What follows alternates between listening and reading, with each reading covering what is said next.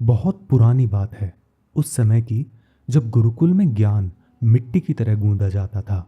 किताबों से नहीं, जीवन से। प्राचीन भारत के एक छोटे से गुरुकुल में एक विद्यार्थी रहता था। उसका नाम था रामरतन। वो होशियार था, इतना होशियार कि गुरुकुल के बाकी सभी शिष्य उसे पंडित कहकर बुलाते थे।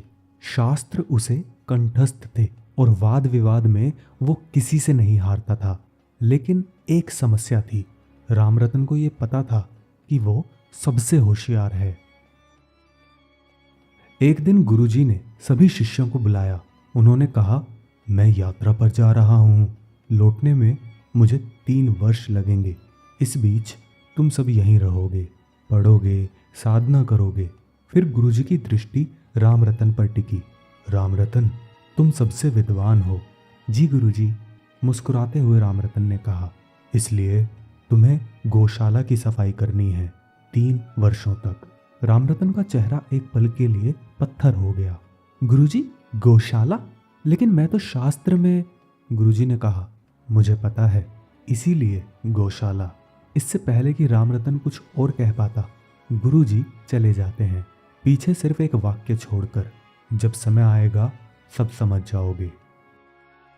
पहले दिन रामरतन ने सोचा ये कोई परीक्षा है। दूसरे हफ्ते उसने सोचा गुरुजी शायद मुझे दंड दे रहे हैं। और पहले महीने उसने सोचा ये सब अनुचित है। लेकिन गुरुजी तो थे नहीं, कोई सुनने वाला था ही नहीं। तो रामरतन ने गौशाला साफ की, हर सुबह हर शाम, बिना किसी से पूछे, बिना किसी को बताए। 6 महीने बाद एक अजीब बात हुई। उसके मन में ये विचार आना बंद हो गया कि मैं इससे बेहतर हूँ, मैं उससे बेहतर हूँ। और 1 साल बाद उसे ये भी याद नहीं रहा कि वो शास्त्र जानता है। ऐसे ही 2 साल बाद उसे ये भी याद नहीं रहा कि लोग उसे पंडित कहा करते थे। और वक्त बीतता गया, 3 साल बीत गए। अब रामरतन सुबह उठता, गौशाला साफ करता और रात को बस सो जाता। 3 वर्ष पूरे होने पर गुरुजी लौट आए। सभी शिष्य दौड़कर उनसे मिलने आए।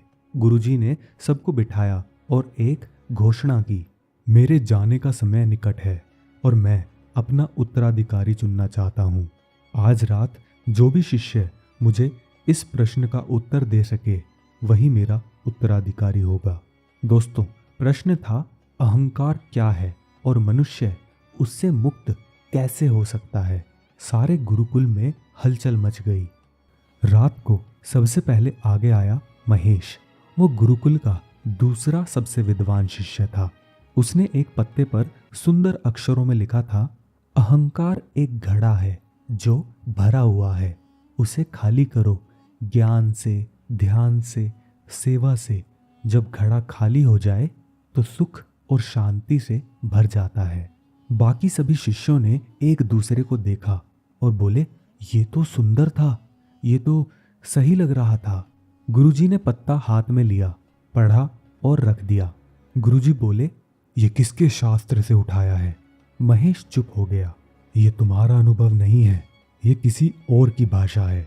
मुझे शब्द नहीं चाहिए, मुझे सत्य चाहिए। महेश नीचे बैठ गया, चेहरा एकदम लाल हो गया था।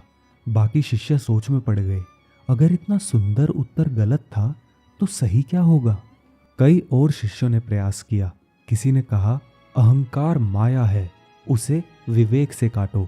किसी ने कहा, अहंकार तो बस एक भ्रम है, उसे देखते रहो और वो स्वयं मिट जाएगा। वहीं किसी और ने कहा, अहंकार एक दीवार है जो तुम्हें ईश्वर से अलग करती है। हर उत्तर सुना गया और हर उत्तर को गुरुजी ने एक ही नज़र से देखा और रख दिया। रात गहरी होने लगी। शिष्यों में आपस में बात शुरू हो गई। गुरुजी बहुत कठोर हैं। महेश का उत्तर तो बिल्कुल सही था। शायद गुरुजी स्वयं नहीं जानते कि वो ढूंढ क्या रहे हैं, या शायद कोई उत्तर है ही नहीं। तभी एक आवाज आई।